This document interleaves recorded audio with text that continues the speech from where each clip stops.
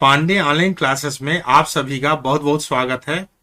आज मैं प्रयास आवासीय विद्यालय में प्रवेश के लिए तैयारी कर रहे विद्यार्थियों के लिए विज्ञान विषय के प्रश्नों को लेकर आया हूं। इन प्रश्नों की तैयारी कर विद्यार्थी आसानी से प्रयास स्कूल में प्रवेश प्राप्त कर सकते हैं।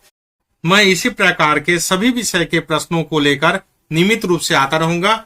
इसके लिए आप मेरे YouTube चैनल को सब्सक्राइब कर लें। आप लोगों के लिए आज का पहला प्रश्न है, मनुष्य के सुस्पष्ट दृष्टि की न्यूनतम दूरी कितनी होती है। इसका अर्थ है कि मनुष्य की आंख के कम से कम कितना दूरी पर कोई वस्तु हो तो वो स्पष्ट रूप से देख सके। इसके लिए 4 विकल्प हैं। ए 25 सेंटीमीटर, बी 50 सेंटीमीटर, सी 75 सेंटीमीटर और डी 100 सेंटीमीटर। इसका सही उत्तर होगा 25 सेंटीमीटर। इसका मतलब है कि अगर मनुष्य की आंख के सामने कम से कम 25 सेंटीमीटर की दूरी पर वस्तु रखें तभी वो साफ दिखाई देगा। अगर 25 सेंटीमीटर के नजदीक अगर कोई वस्तु को रखेंगे तब वह धुंधली दिखाई देगा। अर्थात हम जब कोई वस्तु देखते हैं तो हमें अपने आंख से उसकी दूरी कम से कम 25 सेंटीमीटर से दूर रखना पड़ेगा। जैसे 50 सेंटीमीटर, 55 सेंटीमीटर, 100 सेंटीमीटर या उससे ज्यादा दूरी। अगला प्रश्न, पौधे की पत्तियों में पाए जाने वाला हरा वर्णक क्या कहलाता है। इसके 4 विकल्प हैं। A carotene, B haemoglobin, C chlorophyll, D इनमें से कोई नहीं। इसका सही उत्तर होगा सी क्लोरोफिल। पौधे के पत्तियों में जो पाया जाता है हरा वर्णक उसे क्लोरोफिल कहते हैं। इसी कारण पौधे की पत्तियां हरा रंग की दिखाई देती हैं और पौधे अपना भोजन सूर्य की उपस्थिति में क्लोरोफिल के द्वारा ही बनाते हैं। तीसरा प्रश्न, सबसे अधिक सक्रिय धातु कौन सा है। इसके लिए 4 विकल्प हैं। ए लोहा, बी तांबा, सी सोडियम और डी पोटेशियम। इसका उत्तर होगा डी पोटेशियम। प्रश्न नंबर 4, आंख की आकृति कैसी होती है। इसके लिए 4 विकल्प हैं। ए लंबा, बी चपटा, सी गोलाकार, डी चौकोर। इसका सही उत्तर होगा गोलाकार। आंख को अगर हम देखें तो यह गोलाकार एक गेंद के आकार का होता है। प्रश्न नंबर 5, निम्नलिखित में से कौन सा धातु नहीं है। इसके लिए 4 विकल्प हैं। ए लोहा, बी तांबा, सी पीतल और डी सल्फर। तो इसको ध्यान से देखिए, इसमें प्रश्न पूछा गया है धातु कौन सा नहीं है। तो लोहा, तांबा और पीतल ये तीनों धातुएं हैं और सल्फर एक अधातु है। इसका उत्तर होगा डी सल्फर। प्रश्न नंबर 6, किसी पृष्ठ पर पड़ने वाली प्रकाश किरण को क्या कहते हैं। इसके लिए ए आपतित किरण, बी परावर्तित किरण, सी उपरोक्त दोनों और डी इनमें से कोई नहीं। इस प्रकार से विकल्प दिया हुआ है। इसका सही उत्तर होगा ए आपतित किरण। किसी भी पृष्ठ पर या किसी भी सतह पर जो प्रकाश किरण मिल पड़ती है उसे हम आपतित किरण कहते हैं तथा जो वापस टकरा कर चली जाती है उसे हम परावर्तित किरण करते हैं। तो यहां हमें पूछा गया है कि किसी पृष्ठ पर मतलब कोई सतह पर प्रकाश किरण जो पड़ती है उसे क्या कहते हैं। इसका सही उत्तर होगा ए आपतित किरण। अगला प्रश्न नंबर 7, पौधे अपना भोजन किसके द्वारा बनाते हैं। 4 विकल्प है। ए पत्तियों द्वारा, बी जड़ों द्वारा, सी फूलों द्वारा, डी तना द्वारा। इसका सही उत्तर होगा पत्तियों द्वारा। इसे हमें पिछले प्रश्न में बता चुका हूं कि पौधे अपना भोजन अपने पत्तियों में मौजूद क्लोरोफिल के द्वारा बनाते हैं। अर्थात पौधे अपना भोजन पत्तियों के द्वारा बनाते हैं। अगला प्रश्न है 8, निम्न में से धातु का गुण कौन सा है। इसके लिए 4 विकल्प हैं। ए कठोरता, बी चमकीला होना, सी ध्वनिकता, डी उपरोक्त सभी। तो इसका सही उत्तर होगा उपरोक्त सभी, डी। क्योंकि धातु कठोर भी होता है, चमकीला भी होता है और ध्वनिकता मतलब ध्वनि भी निकलती है।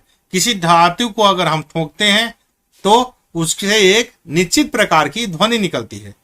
सभी प्रकार के धातुओं में अलग अलग ध्वनि निकलती है। इसलिए धातु के गुण तीनों प्रकार के होते हैं, कठोरता, चमकीला होना और ध्वनिकता। इसलिए इसका उत्तर होगा डी उपरोक्त सभी। प्रश्न नंबर 9, सूर्य का प्रकाश किस प्रकार का प्रकाश है। इसके लिए 4 विकल्प हैं ए श्वेत प्रकाश, बी अश्वेत प्रकाश, सी रंगीन प्रकाश, डी रंगहीन प्रकाश। इसका सही उत्तर होगा ए श्वेत प्रकाश। सूर्य में 7 प्रकार के रंग होते हैं और सभी रंग मिलके हमें श्वेत प्रकाश अर्थात सफेद प्रकाश के रूप में दिखाई देते हैं, इसलिए इसका सही उत्तर होगा ए श्वेत प्रकाश। प्रश्न नंबर 10, निम्न में से संचारी रोग कौन सा है? इसके लिए 4 विकल्प हैं ए कैंसर, बी डायबिटीज, सी ब्लड प्रेशर, डी हैजा। इसका सही उत्तर होगा डी हैजा। संचारी रोग का अर्थ है कि पानी या हवा के द्वारा जो रोग फैलते हैं उसे हम संचारी रोग कहते हैं।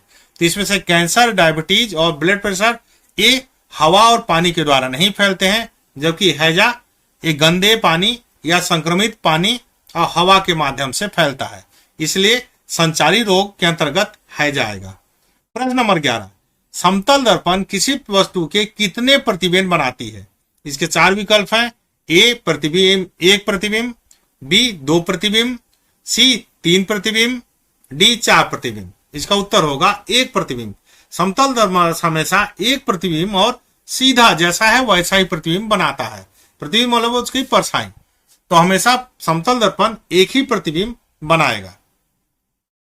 प्रश्न नंबर 12, चावल से हमें क्या मिलता है? इसके लिए 4 विकल्प हैं ए प्रोटीन, बी विटामिन, सी कार्बोहाइड्रेट, डी इनमें से कोई नहीं। इसका उत्तर होगा सी कार्बोहाइड्रेट। चावल में सबसे ज्यादा मात्रा में कार्बोहाइड्रेट होता है, इसलिए हमें ऊर्जा प्राप्त करने के लिए चावल का सेवन करना पड़ता है, अर्थात चावल खाने से हमें कार्बोहाइड्रेट प्राप्त होता है जिससे हमें ऊर्जा मिलती है। अगला प्रश्न है 13, सर्वाहारी जंतु किसे कहते हैं? इसके लिए 4 विकल्प हैं ए जो पौधे खाते हैं, बी जो मांस खाते हैं, सी उपरोक्त दोनों, डी इनमें से कोई नहीं। इसका सही उत्तर होगा सी उपरोक्त दोनों, अर्थात सर्वाहारी उसे कहेंगे जो पौधे को और मांस दोनों को खाते हैं, क्योंकि जो पौधे खाएंगे उसे हम शाकाहारी बोलते हैं और जो मांस खाते हैं उसे मांसाहारी कहते हैं, और जो दोनों भोजन को करते हैं उन्हें हम सर्वाहारी कहते हैं। प्रश्न नंबर 14, अंकुरित बीजों में किसकी मात्रा अधिक होती है? ए कार्बोहाइड्रेट, बी वसा, सी विटामिन, डी प्रोटीन। इसका उत्तर होगा डी प्रोटीन। अंकुरित बीजों में प्रोटीन की मात्रा सबसे ज्यादा होती है, इसीलिए हमें सेहतमंद रहने के लिए बीजों को जैसे चना, मूंग आदि को भिगोकर जब अंकुरित हो जाए तब इसे खाना चाहिए, जिससे हमें प्रोटीन पर्याप्त मात्रा में मिल सके।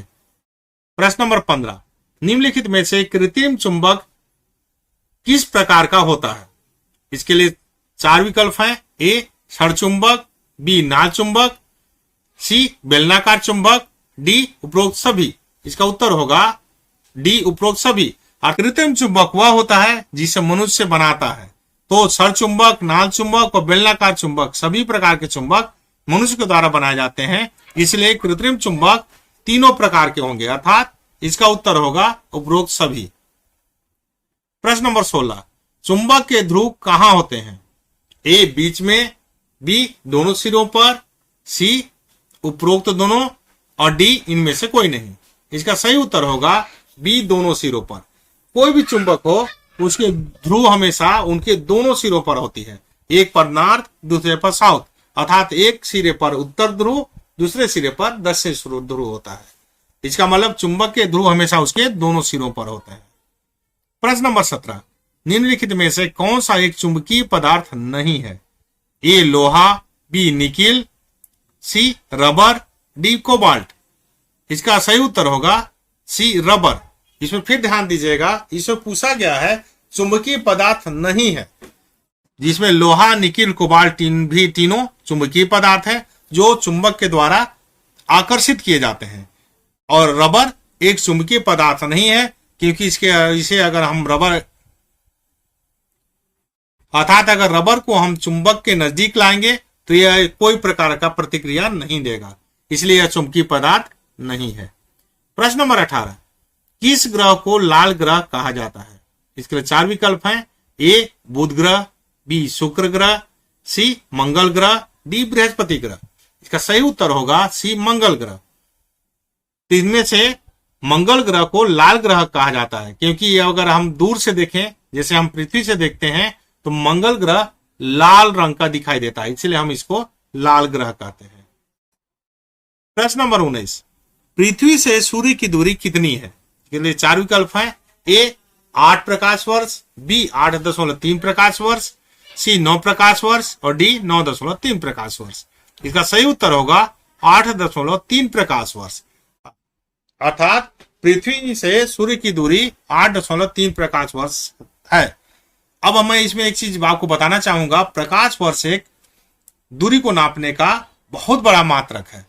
इसका अर्थ होता है कि हमारा प्रकाश एक साल में जितनी दूरी तय करेगी उसे हम 1 प्रकाश वर्ष कहेंगे। यह बहुत बड़ा मात्रक है। प्रश्न नंबर 20, सूर्य के सबसे निकट का ग्रह कौन सा है? इसके लिए 4 विकल्प हैं। ए बुध ग्रह, बी शुक्र ग्रह, सी मंगल ग्रह और डी बृहस्पति ग्रह। इसका सही उत्तर होगा ए बुध ग्रह। सूर्य के सबसे नजदीक बुध ग्रह है। प्रश्न नंबर 21, पृथ्वी का एक उपग्रह कौन सा है? इसके लिए विकल्प है 4। पहला है ए बुध, बी शुक्र, सी चंद्रमा और डी में से कोई नहीं। इसका उत्तर होगा सी चंद्रमा। पृथ्वी का एकमात्र प्राकृतिक उपग्रह चंद्रमा है, जो स्वयं बना हुआ है। प्रश्न नंबर 22, ध्वनि की आवृत्ति को किससे नापा जाता है? इसके लिए 4 विकल्प है।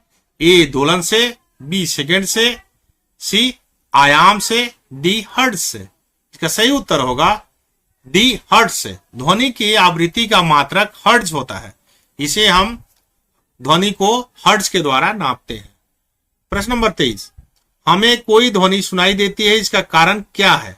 इसके 4 विकल्प है। ए घर्षण, बी परावर्तन, सी कंपन, डी इनमें से कोई नहीं। इसका सही उत्तर होगा सी कंपन। ध्वनि हमें कंपन के द्वारा सुनाई देती है। अगर निर्वात हो, अर्थात जहां हवा पानी कुछ भी ना हो, वहां पे हमें कोई भी ध्वनि सुनाई नहीं देगी, क्योंकि ध्वनि को हमारे तक पहुंचने के लिए कंपन आवश्यक है। कंपन के लिए माध्यम चाहिए। अगर कोई माध्यम उपलब्ध नहीं है तो हमें ध्वनि सुनाई नहीं देती है। इसीलिए निर्वात में या जहां हवा पानी कुछ भी ना हो, वहां पे हमें ध्वनि सुनाई नहीं देती है। प्रश्न नंबर 24, ध्वनि का संचरण किस माध्यम में हो सकती है? इसके लिए 4 विकल्प हैं। यह केवल ठोस में, या केवल द्रव में, केवल वायु या गैस में, या ठोस द्रव गैस तीनों में। तो इसका सही उत्तर होगा ठोस द्रव गैस तीनों में, अर्थात ध्वनि संचरण तीनों माध्यम में होता है। ठोस द्रव गैस, उसे केवल कंपन की आवश्यकता है। वो ठोस के माध्यम से, जैसे कि अगर हम किसी वस्तु, जैसे लोहे का कोई बर्तन हो या पाइप हो, उसको अगर आप ठोकेंगे तो उसकी आवाज बहुत दूर तक सुनाई देगी, दूसरी सिरे तक भी, क्योंकि यह एक सिरे से दूसरे सिरे तक इस ठोस के माध्यम से जा रही है। इस प्रकार अगर पानी में भी अगर हम कोई आवाज करें तो एक किनारे से दूसरे किनारे तक आवाज सुनाई देगी। यह द्रव में संचरण करेगा और गैस में, अर्थात हवा में तो करता ही है। प्रश्न नंबर 25, निम्नलिखित में से कौन सा दहनीय पदार्थ है? ए कांच, बी लोहा, सी पत्थर और डी पेट्रोल। इसका सही उत्तर होगा डी पेट्रोल, मतलब जलने वाला। तो इसमें से केवल पेट्रोल ही है जो जलने वाला है, इसलिए इसको दहनीय पदार्थ कहेंगे। प्रश्न नंबर 26, निम्न में से कौन सा ये अदहनशील पदार्थ है, अर्थात जो जलता ना हो? ए लकड़ी, बी कोयला, सी पेट्रोल और डी पत्थर। तो इसका सही उत्तर होगा डी पत्थर, क्योंकि पत्थर एक जलने योग्य पदार्थ नहीं है। प्रश्न नंबर 27, मृदा अपरदन को रोकने में कौन सहायक है? इसका मतलब पहले आप समझ लीजिए, मृदा अपरदन का मतलब होता है, मृदा मतलब पृथ्वी या जमीन या मिट्टी, अपरदन मतलब उसका कटाव। तो इसके लिए 4 विकल्प हैं। ए वन्य जीव जंतु, बी कल कारखाने, सी वृक्ष और डी इनमें से कोई नहीं। इसका सही उत्तर होगा सी वृक्ष, क्योंकि पृथ्वी के मिट्टी के कटाव को रोकने में सबसे ज्यादा भूमिका वृक्ष का है, मतलब पौधों का, क्योंकि वे अपने जड़ के माध्यम से पृथ्वी के मिट्टी को या मृदा को अपने में पकड़ के जकड़ के रखती हैं, जिसके कारण मृदा का अपरदन नहीं होता है। प्रश्न नंबर 28, सबसे अधिक प्रोटीन किन में पाया जाता है? पहला ए फल में, बी अनाज में, सी दालों में, डी सब्जियों में। इसका सही उत्तर होगा सी दालों में, अर्थात सबसे ज्यादा प्रोटीन दालों में पाया जाता है। प्रश्न नंबर 29, जल का क्वथनांक कितना होता है? ए 10 सेल्सियस, बी 50 सेल्सियस, सी 100 सेल्सियस, डी 120 सेल्सियस। इसका सही उत्तर होगा सी 100 सेल्सियस, अर्थात जल 100 सेल्सियस में उबलने लगता है। तो किसी भी द्रव का जिस तापमान में उबलता है उसे ही उसका क्वथनांक कहते हैं। तो जल को हम 100 सेल्सियस में या सेंटीग्रेड में, जल को अगर हम 100 सेल्सियस या 100 सेंटीग्रेड तक अगर गर्म करते हैं तो वह उबलने लगता है, इसलिए जल का क्वथनांक 100 सेल्सियस होगा।